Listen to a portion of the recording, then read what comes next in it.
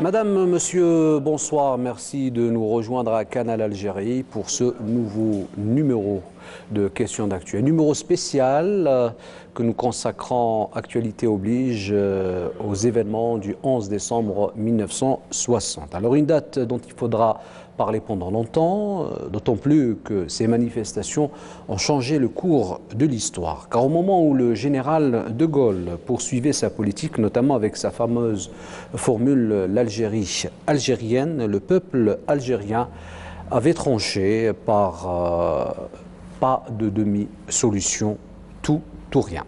Alors, quelle est la place du 11 décembre 1960 dans l'histoire de la guerre d'indépendance? C'est le thème de notre débat ce soir qui nous permettra, entre autres, de rebondir notamment sur l'importance du devoir de mémoire.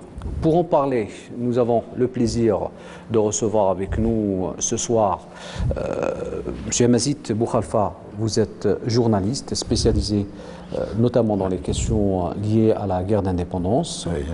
À vos côtés, professeur Abdelmajid Merdassi, historien et auteur de plusieurs ouvrages sur la guerre d'indépendance. Et à vos côtés également, l'historien professeur Benjamin Stora. Vous êtes donc aussi directeur du Musée national d'histoire de l'immigration en France. Vous êtes auteur de plusieurs ouvrages de référence, notamment sur la guerre d'indépendance en Algérie. Alors, je commencerai avec vous, Mazit Bouhalfa. C'est-à-dire, on peut parler du 11 décembre, avant le 11 décembre, avant les événements, ce qui s'est passé après les événements, et notamment les événements eux-mêmes. Car le 11 décembre, une date qui reste tout de même marquée par des zones qui ne sont pas encore claires sur l'origine exacte du déclenchement de ces manifestations. Chaque année, à cette occasion, dès qu'approche le 11 décembre, les Algériens reposent l'éternelle question: ce vaste mouvement de masse, de foule, ces manifestations, sont-elles spontanées ou alors organisées par le FLN à l'époque?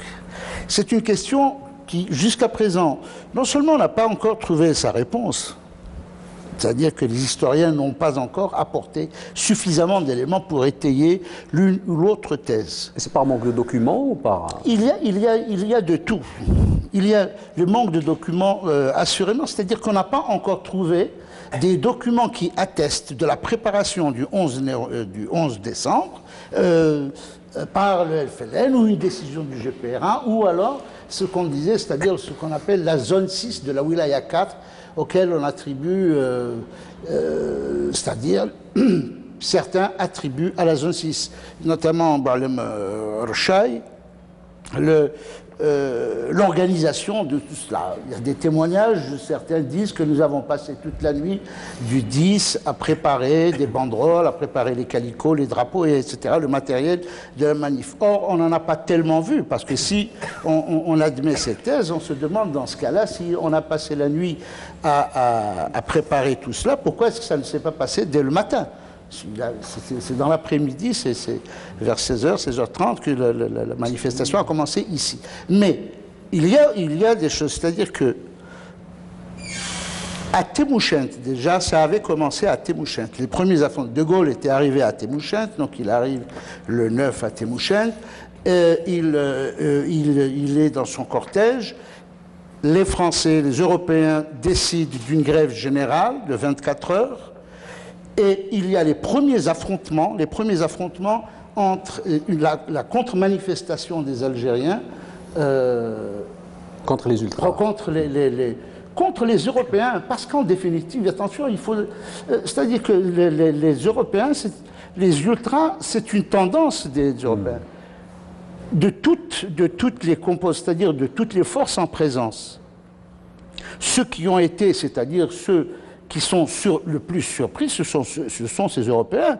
De Gaulle est arrivé en disant Algérie française, ils y ont cru. Ensuite, il parle d'autodétermination. Ensuite, il parle d'Algérie algérienne, etc. C'est-à-dire qu'ils vont de surprise en surprise. Donc, ces gens-là ont des raisons de manifester contre la présence de Gaulle. Et son arrivée ici. Donc les premiers affrontements. Ensuite, il y a eu des affrontements à Oran aussi.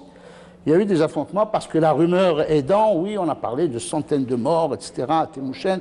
Nos frères de Témouchent sont en train de se faire tuer.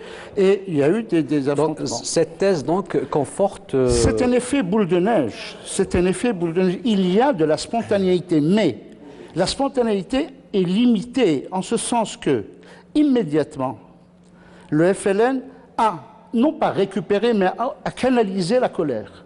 Il fallait qu'il... Et ça a été effectivement les gars de la zone 6 de la Wilaya 4, d'ici d'Alger, parce qu'il faut dire aussi qu'à l'époque, Alger, c'était la zone 6 de la Wilaya 4, c'était une autre zone de la Wilaya 3. Toutes les wilayats avaient des points de chute ici à Alger, parce que c'est ici qu'il y avait l'argent, c'est ici qu'il y avait les médicaments, c'est ici qu'il y avait, disons, la logistique pour soutenir des maquis qui ont été laminés par les opérations du plan Chal. Il ne faut pas perdre de vue, c'est une donnée très importante, c'est-à-dire qu'il va responsabiliser, encore une fois, les villes vont être responsabilisées après ces opérations d'envergure du plan Chal. Je passe à vous, Majid Merdassi, toujours dans le sillage de cette réponse qu'on essaie de trouver à cette question récurrente sur l'origine. Donc, quelque part, il y a la spontanéité, mais quand on apprend que les manifestations ont commencé préalablement à Ain Témouchent, donc à Alger, c'était pas vraiment spontané. Il faut peut-être procéder à quelques rappels. Un, comme vient de le faire notre ami Boukhalifa, que les premières manifestations, ce sont des manifestations conduites par la communauté européenne lors de la visite du général de Gaulle, l'une des visites du général de Gaulle qu'on qualifiait à l'époque de tournée des popotes. Le général de Gaulle vient en Algérie pour s'assurer, si on veut, du contrôle et de la fidélité de l'armée française, parce qu'effectivement, les choses ont profondément évolué depuis le début de l'insurrection depuis 1954. Quand on va revenir à cette date, précisément celle des manifestations populaires de décembre 1960, il faut d'abord libérer cette date-là de la réification, de la sacralisation et de la restituer pleinement à l'histoire.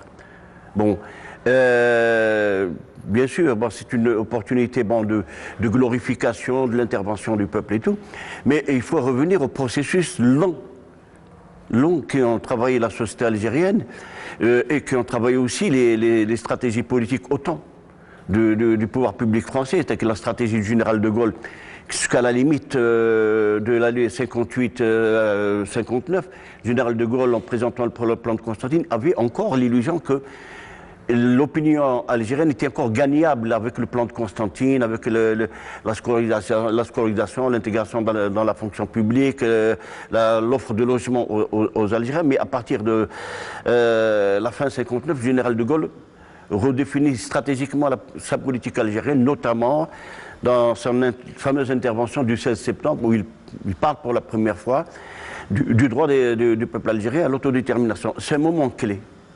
À partir de là, les cartes vont se redistribuer en profondeur dans la société algérienne, que ce soit du côté de l'opinion nationale algérienne, que ce soit du côté de l'opinion européenne, des organisations politiques, de l'armée. Bon, donc, les cartes sont profondément redistribuées. Et il faut donc, de ce point de vue-là, revenir un peu à la stratégie du général de Gaulle. La stratégie du général de Gaulle, c'est de libérer la France de la guerre, du coût de la guerre, du coût financier, du coût budgétaire, du coût humain, et surtout du coût politique pour la France, qui, sous l'autorité du général de Gaulle, souhaitait réintégrer le bloc des puissants dans le monde. C'était pas le cas. La France était disqualifiée, discréditée par sa politique en Algérie, par la répression, par tous ces éléments-là. Du côté aussi de l'opinion algérienne, bon, il faut remettre les choses en place.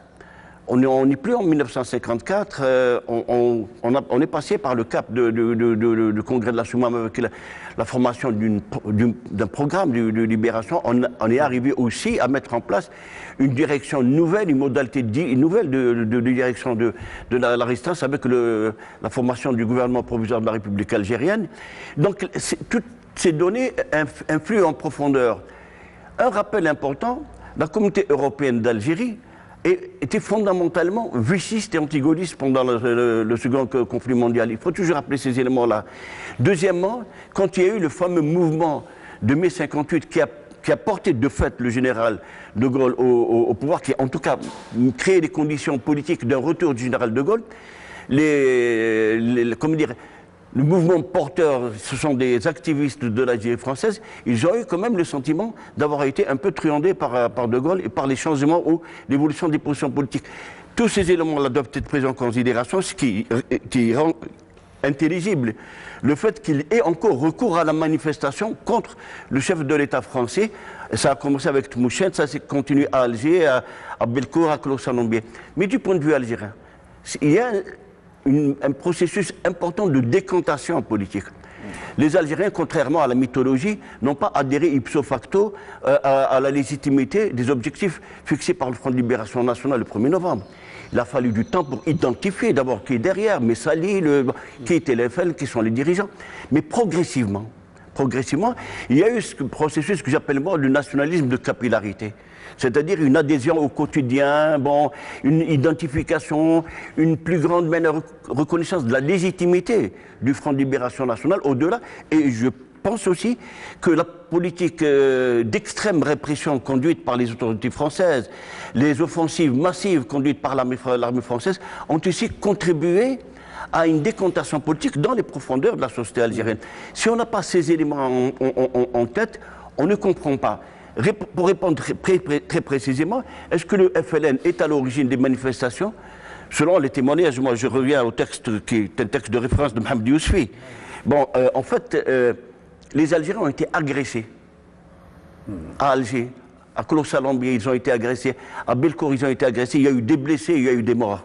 Et dans la nuit, ce sont les populations de ces quartiers-là qui ont réagi, donc qui se sont lancés contre les populations européennes et qui ont été aussi attendus et, réprimés par les forces de sécurité françaises. Le Front de Libération Nationale, effectivement, c'est pas entre la nuit et le jour. Le Front de Libération Nationale a accompagné le mouvement, a encadré le mouvement. Et il y a, au bout du compte, une décantation qui se fait et qui est un moment clé dans l'histoire de la guerre. Et ce n'est pas un plébiscite au sens formel, mais à partir des manifestations populaires de décembre 60, on peut dire que le GPRA, qui est la direction du Front de Libération Nationale, a une assise politique plus importante, une plus grande crédibilité, notamment sur le plan international et particulièrement, entre autres, auprès de l'opinion française. D'autant plus que l'Organisation des Nations Unies a avancé la date de son rendez-vous pour parler de la question algérienne. Je me tourne vers vous, professeur Benjamin Stora. Donc, dans quelle mesure on peut dire que le 11 septembre a pesé sur l'orientation politique du général de Gaulle, lui qui ne voulait pas négocier avec le Front de Libération Nationale, alors que les manifestants ont appelé « Vive le FLN, vive le GPRA ». Le 11 décembre, et non pas le 11 septembre. J'ai dit le 11 septembre. C'est une petite précision historique. Le 11 décembre. Le 11 décembre. Il est évident d'abord que sur le plan international, la France est quand même très isolée, sur le plan diplomatique international. Donc il faut, pour le général de Gaulle, essayer de sortir de ce qu'il appelait à l'époque, entre guillemets, le bourbier algérien. C'était quand même quelque chose qui pesait. Donc il y a un isolement diplomatique international. Deuxième aspect qui me paraît aussi important, qui a été souligné, mais il faut y insister, c'est la radicalisation de la population européenne d'Algérie. Avec la semaine des barricades en janvier 60, donc quelques mois auparavant, la naissance de l'OAS bien sûr, qui est très importante, c'est-à-dire que la radicalisation, c'est le refus de la politique du général de Gaulle, le refus de la politique algérienne du général de Gaulle, et qui se traduit par le fait qu'un certain nombre d'entre eux vont s'armer. Et donc le 11 décembre, certains vont tirer directement sur les Algériens à partir des balcons, etc. Et c'est ce qui provoquera d'ailleurs la réaction des Algériens qui ne veulent plus, qui ne veulent pas se laisser tirer dessus sans réagir. Donc ça, c'est une sorte de dynamique et d'engrenage. Ça, c'est un second aspect qui est très important. Et puis un troisième aspect, moi, qui me paraît important, c'est que dans le fond, le 11 décembre 60, pourquoi c'est si important? Parce que, selon moi, ce sont des manifestations de la population algérienne dans la rue pour la première fois depuis ce qu'on a appelé la bataille d'Alger. C'est-à-dire qu'il y avait le sentiment en France, dans les autorités, l'armée, que dans le fond, après cette fameuse, entre guillemets, bataille, eh bien, c'était fini, disons, c'en était fini du FLN, c'en était fini du refus des populations algériennes. Il y avait eu tous les épisodes mis en scène de la fraternisation. Donc on se disait, ça y est, la bataille de l'opinion publique est gagnée. Cette bataille est gagnée, etc. Or, comme nous montre le 11 décembre 60, c'est que ce n'est pas du tout le cas. Y compris dans les villes. Et ça qui est important, c'est les villes. Ce n'est pas simplement les campagnes. Parce que c'est, dans le fond, dans les campagnes, la bataille n'était pas gagnée du tout. Mais on se disait, dans le fond, après la bataille de 57, et puis la décapitation, l'assassinat de l'Arbi Ben Midi, enfin, je ne vais pas ici reprendre tout ce qui s'est passé dans l'année 57, c'est très important parce que c'est seulement 3 ans après que dans le fond, ce qu'on appelle les masses, entre guillemets, algériennes, se manifestent à nouveau au grand jour, dans la rue. Et ça, c'est très important pour répondre à votre question. C'est très important parce que ça va jouer sur la politique du général de Gaulle. C'est-à-dire que malgré l'intensification militaire du plan Châle de l'année 59, qui est très important, malgré les tentatives, disons, politiques, disons, d'isoler diplomatiquement le GPA au plan international. Il y a chez lui, à ce moment-là, devant ses yeux, le tableau politique d'Algériens qui sont, cette fois-ci, derrière le Front de Libération Nationale et le GPA. C'est-à-dire que la bataille de l'opinion publique est perdue à l'intérieur de la société algérienne. C'est ça le grand tournant fondamental. Parce que je crois que votre émission s'appelle le tournant. Ben, le tournant, il est là. C'est-à-dire que c'est fini. C'est-à-dire que ceux qui espéraient, par exemple, la troisième force, qui espéraient une négociation qui ne soit pas directement avec le FLN, qui espéraient, disons, vaincre militairement, qui espéraient sortir de l'isolement diplomatique, etc., qui espéraient même la partition. Parce que c'était une des hypothèses. Toute cette théorie-là, tous ces discours diplomatiques, politiques, etc., s'effondrent. Pourquoi? Parce que vous avez des milliers et des milliers d'Algériens qui vont dans la rue en criant « Vive Abbas, vive Ben Bella, vive le FLN, Algérie, Algérie », et qui sortent le drapeau algérien dans les rues. Dans la rue. Chose qui ne s'était, entre parenthèses, jamais vue depuis le début de la guerre d'indépendance. Parce que c'est ça qui est fondamental. Depuis 1945. C'est-à-dire que le drapeau est sorti dans la rue. Jusqu'à présent, le drapeau tricolore était sorti par les Européens. La bataille des drapeaux, c'était toujours les Européens qui le gagnaient. Là, cette fois-ci, pour la première fois, c'est un drapeau algérien qui sort. Et là, il y a un effet de surprise qui est très important, je pense, chez la plupart des dirigeants politiques français qui veulent réellement avancer et qui disent là, il faut sortir sur une solution politique. Pour résumer, donc, le 11 décembre, c'est la date qui a permis à la guerre d'indépendance de sortir de son impasse. Ce qui est important, Nessim, parce que là encore, nous vivons dans une manière de mythologie élémentaire dont on a eu besoin, sans doute, pour nous conforter, pour conforter le lien national. Nous avons besoin, comme tout le monde, de légendes et de mythes. Maintenant, il faut passer à un cap plus qualitatif, plus rigoureux, plus méthodologique. Et identifier la guerre d'indépendance menée sous la direction du Front de Libération Nationale. Était-elle une guerre de guérilla? Partiellement, dans les centres urbains, probablement. Était-elle une guerre de position sur un certain nombre de batailles conduites par l'ALN contre l'armée française? Probablement. Mais fondamentalement, quel était l'enjeu de la guerre d'indépendance? C'est gagner l'adhésion de l'opinion. Les autorités françaises s'y sont lancées avec tous les moyens et tous les dispositifs sécuritaires et médiatiques dont ils disposaient. Le Front de Libération Nationale, et notamment sous la direction du GPA, a su conduire aussi une politique de sensibilisation, Il faut revoir, par exemple, quand on a des témoignages d'officiers supérieurs de la LN, ils sont rares malheureusement, quand ils s'expriment sur les conditions d'implantation, quand ils disent comment la LN gagne la confiance, parce que comment elle fait pour s'implanter, ça il faut qu'on apprenne à le savoir et à le prendre en charge dans notre mémoire et dans notre histoire. Donc la guerre d'indépendance nationale a été fondamentalement et pendant longtemps une guerre de mobilisation pour gagner l'adhésion de l'opinion algérienne. Et on peut dire que le 11 décembre 1960 est une date marquante parce qu'elle tranche, comme l'a dit notre ami Benjamin, elle tranche le débat de l'adhésion des Algériens.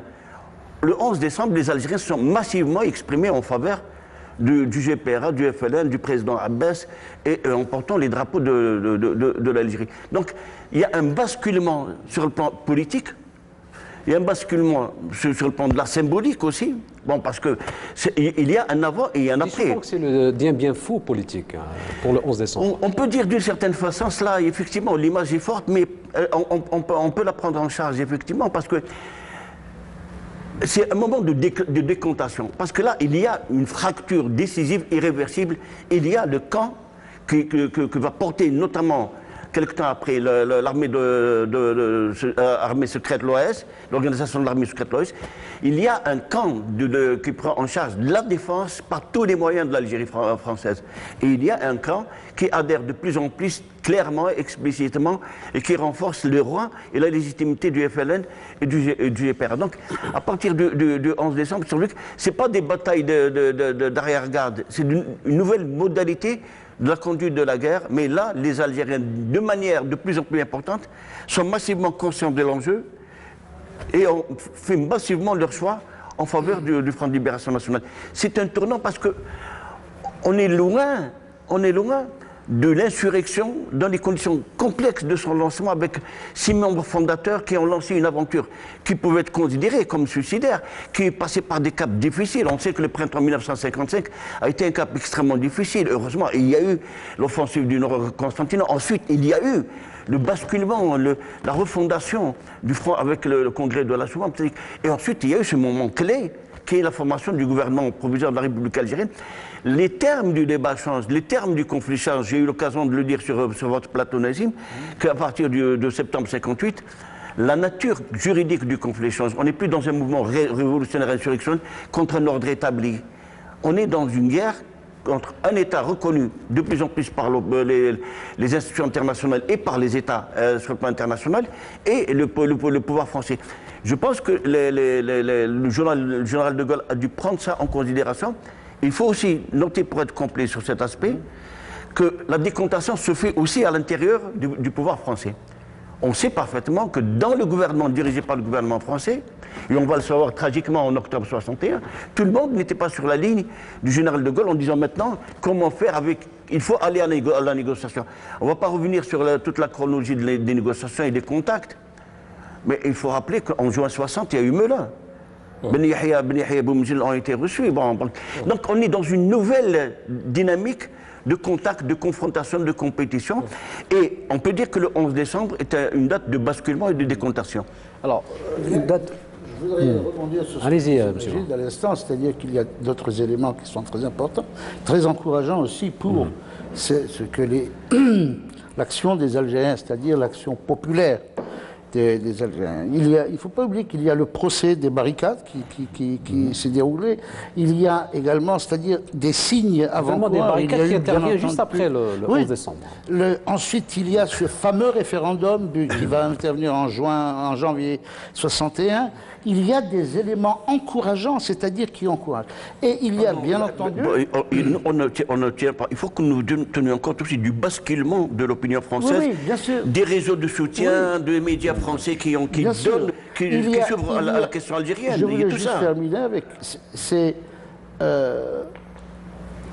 Jusque-là, les pays africains étaient hésitants, c'est-à-dire qu'ils disaient oui, la négociation, c'est meilleur que...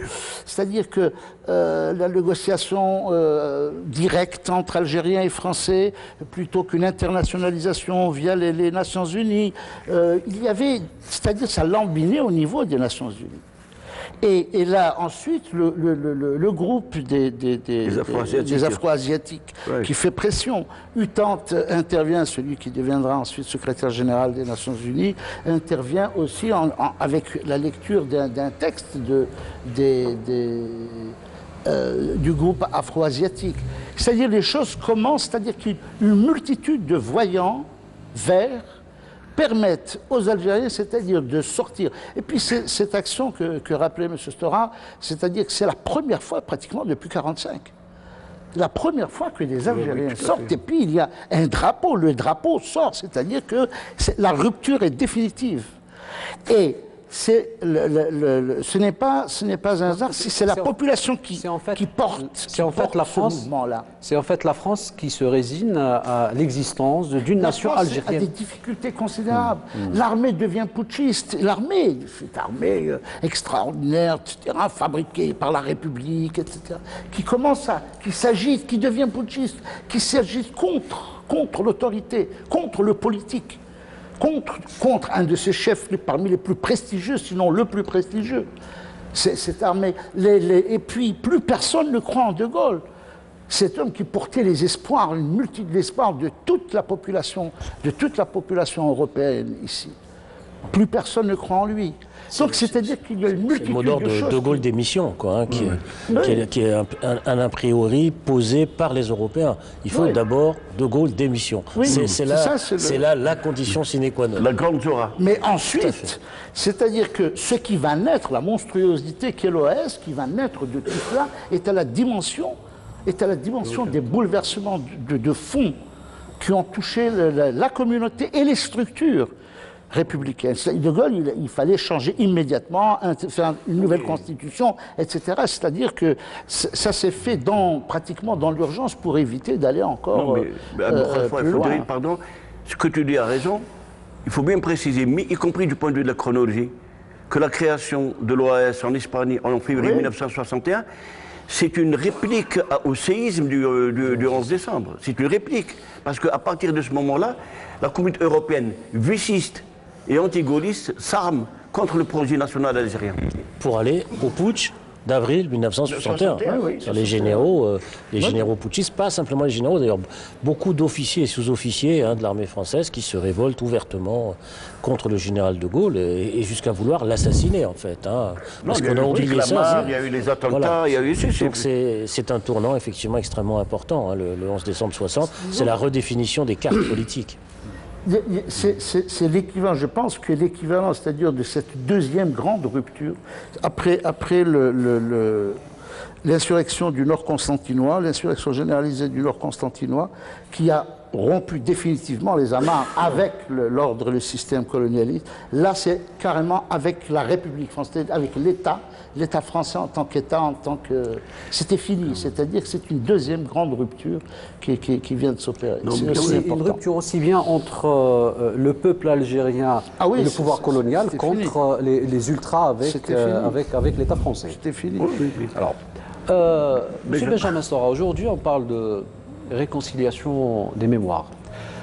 Quelle est la valeur d'un événement comme celui du 11 décembre 1960, son importance dans cette mémoire collective au moment où nous parlons de cette réconciliation des mémoires? La réconciliation des mémoires, elle passe par l'établissement d'une vérité historique, c'est-à-dire le fait de pouvoir l'enseigner, la transmettre. Il est évident qu'on ne peut pas entrevoir les possibilités de réconciliation uniquement fondées sur des consensus d'oubli. C'est-à-dire d'essayer d'oublier pour avancer. Ça, c'est très compliqué, c'est très difficile parce que il y a eu beaucoup de morts, notamment beaucoup du côté algérien. La proportion, elle est quand même de 1%. 1%, plus loin. Donc c'est quand même beaucoup.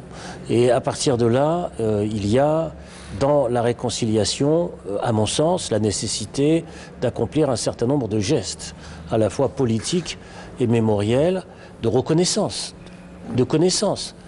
Malheureusement, il y a une très faible connaissance en France de ce genre d'événement.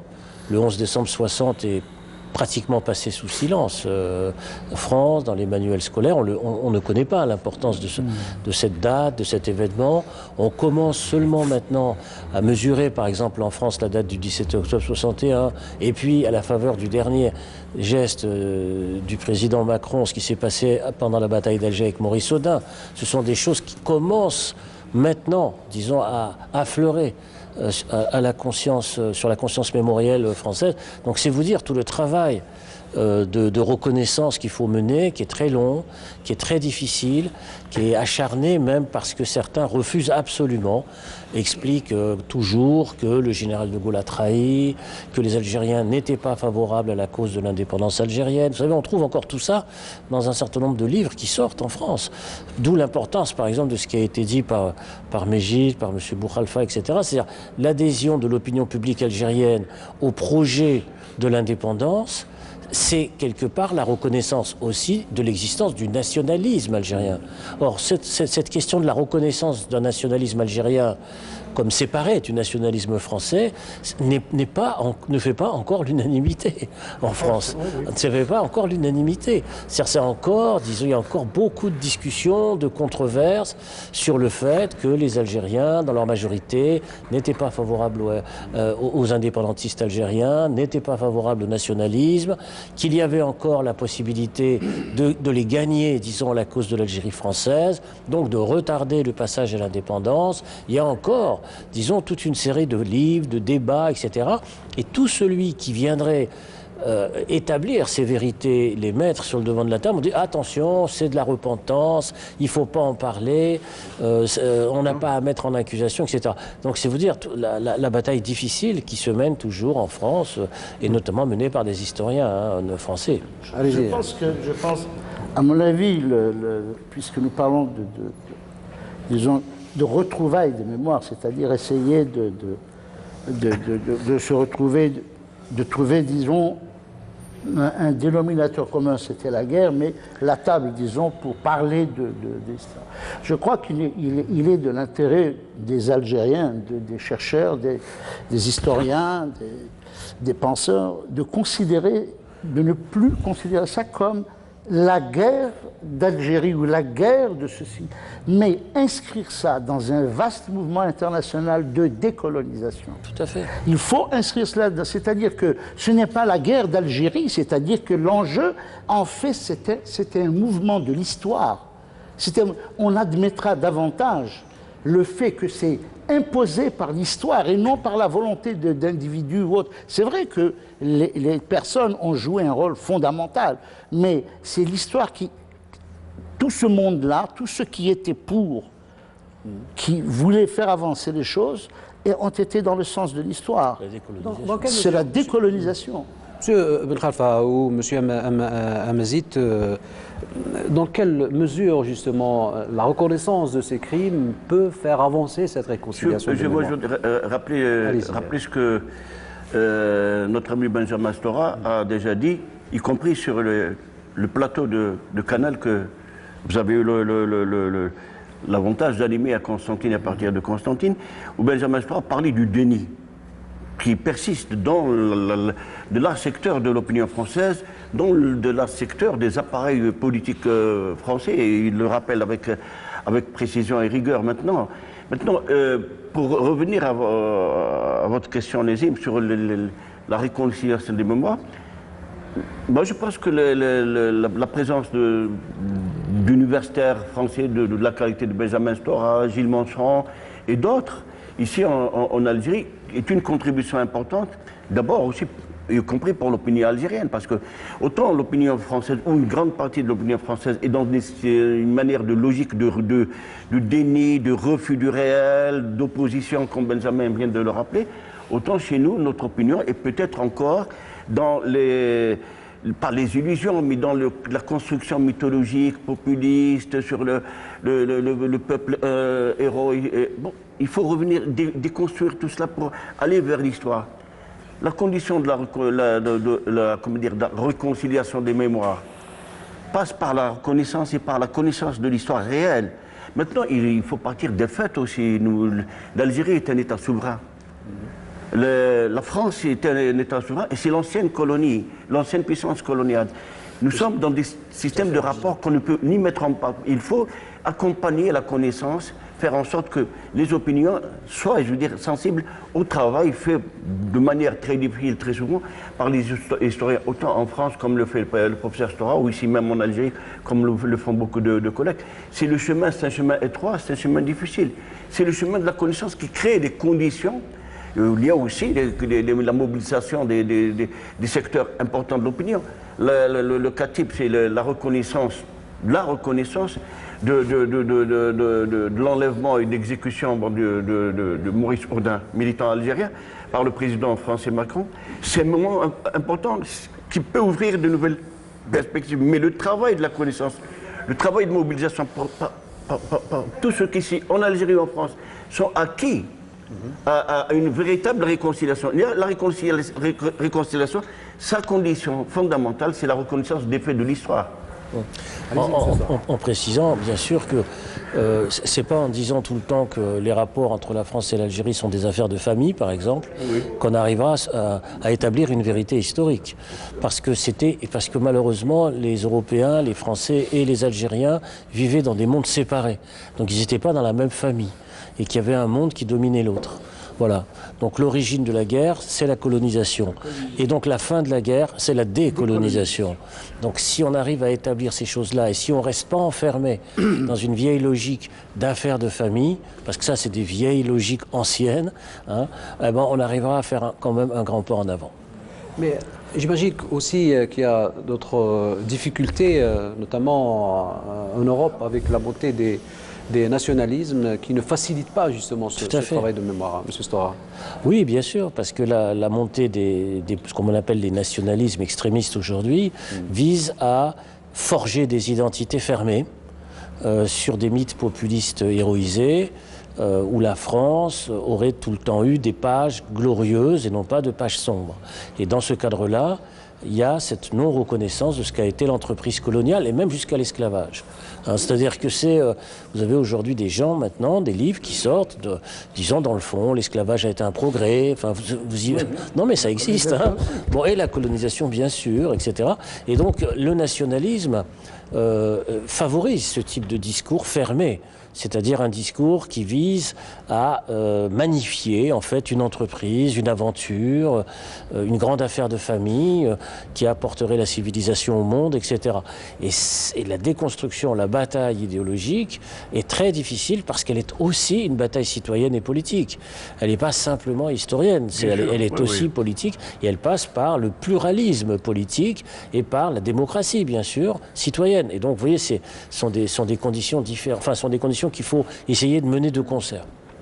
Alors, il ne reste pas beaucoup de temps, Abdelmadjid Merdassi. Peut-être on va faire un dernier tour de table, un dernier mot. Un dernier mot, comme d'habitude, remercier Canal pour l'occasion que Canal nous donne de nous adresser à nos concitoyens, à nos amis, à tous ceux qui sont intéressés. Et je peux vous garantir que vos émissions sont suivies et nous sommes interpellés sur ce que nous disons sur votre plateau, parce qu'il y a, me semble-t-il, une manière de regain d'un désir d'histoire chez nos concitoyens qui est vraiment du meilleur effet, qui encourage la recherche, qui encourage et qui doit encourager Canal à continuer à faire ce travail-là. Allez-y, c'est juste pour revenir sur une chose, j'espère que nous allons enfin dépasser cette histoire de est-ce que c'est spontané ou pas, c'est-à-dire essayer d'avancer tout en bien sûr tout en faisant des recherches sérieuses, etc. C'est-à-dire tous les éléments que nous pourrons réunir sont les bienvenus, pourvu que ça élargisse notre compréhension des faits qui se sont déroulés. Parce qu'il y a une multitude, et là, je le déplore, et vous me donnez l'occasion d'en parler, il y a une multitude de points comme ça, sur lesquels nous nous arrêtons et puis nous polémiquons au lieu de faire avancer les choses, au lieu de faire avancer les points de la connaissance. La connaissance et la diffusion de ce que nous savons. L'histoire ne s'arrête pas, l'histoire, je crois que c'est un mouvement perpétuel. Nous parlons des choses en l'état de nos connaissances actuelles et non pas, c'est-à-dire que nous ne pouvons pas anticiper. Mais alors, allons de l'avant, cherchons et arrêtons de pinailler sur des questions que nous pouvons absolument dépasser très rapidement. Voilà ce que je voulais dire. Allez-y, M. Stora, un dernier mot peut-être. Un dernier mot, c'est que je pense qu'on est tous là pour aussi espérer cette réconciliation des mémoires. Les historiens travaillent aussi par l'établissement des faits et de la vérité historique pour qu'enfin existe un apaisement et le fait de regarder l'avenir. Donc espérons quand même que l'ensemble des travaux... dans la même direction. Voilà, que tout le monde aille dans la même direction, évidemment. Merci, professeur Benjamin Stora. Je rappelle que vous êtes aussi directeur du Musée national de l'histoire et l'immigration en France. Merci à vous également, professeur Abdelmadjid Merdassi, historien, auteur de plusieurs ouvrages sur la guerre de libération nationale. le dernier, il faut toujours Sur le rappeler. GPRA. Bah, le Nous avons GPRA, eu bien le sûr. plaisir de lire.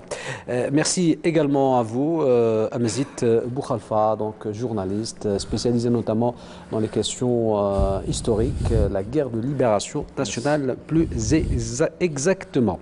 Madame, monsieur, merci de nous avoir suivis. Je vous donne rendez-vous la semaine prochaine pour un nouveau thème de questions d'actu. Au revoir.